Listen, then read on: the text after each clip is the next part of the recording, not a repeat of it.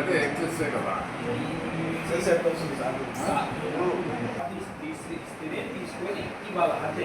నువ్వు కార్డు ఇవ్వకుండా తీసుకుంటే అది నీ వేరువాణి, అది సంబంధం లేదు అభివృద్ధికి. అర్థమైందా? ఏ sir without receipt without request ఇవ్వచ్చా? వితౌట్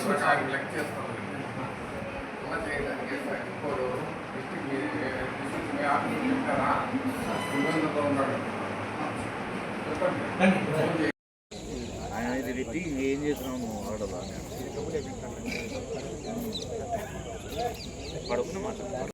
సోమన్న, నేను డిఎస్పి ఏసీబీ కర్నూలు, తర్వాత ఇతను కృష్ణా ఇన్స్పెక్టరు పంచాయత్ దానిలో.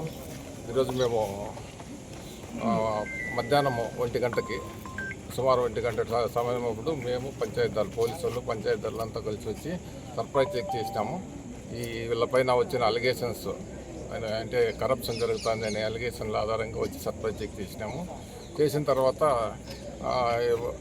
సబ్ రిజిస్టర్ దగ్గర ఎక్సెస్ క్యాష్ దొరికింది, తర్వాత స్టాంప్ వెండర్ దగ్గర దొరికింది, ఇంకొక ఆయన సీనియర్ అసిస్టెంట్ దగ్గర కూడా ఎక్సెస్ క్యాష్ ఉంది, ఆమె అటెండర్ ఉంటుంది, ఆమె దగ్గర కూడా ఎక్సెస్ క్యాష్ ఉంది.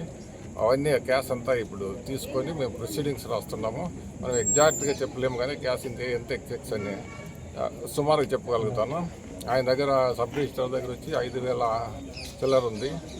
తర్వాత స్టాంప్ వెండర్ దగ్గర 17,440 అనుకుంటాను.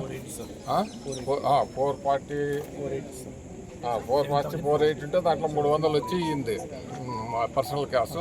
మిగిలిన దానికి ఆయన లెక్కలు చెప్పాలా. అంటే నేను ఇన్ని స్టాంపులు అమ్మినాను, దానికి సరిపడే ఉండాలి. ఇప్పుడు ఎంత ఉంది కదా, 17,180 ఉంది కదా మిగిలింది. దానికి అంతకు తగ్గట్టుకు చెప్పాలా. ఆయన చెప్పలేకపోతున్నాడు. ఎంతవరకు 14,000 ఎంత చూపిస్తున్నాడు ఈరోజు అమ్మినానని. తర్వాత నిన్న అసలు ఎంటరే చేయలేదు. ఎంటర్ చేయాలి, ప్రతిరోజు ఎంటర్ చేసి దీనికి పంపాలా, ట్రెజరీకి పంపాలా. నిన్న అసలు ఎంటర్ చేయలేదు.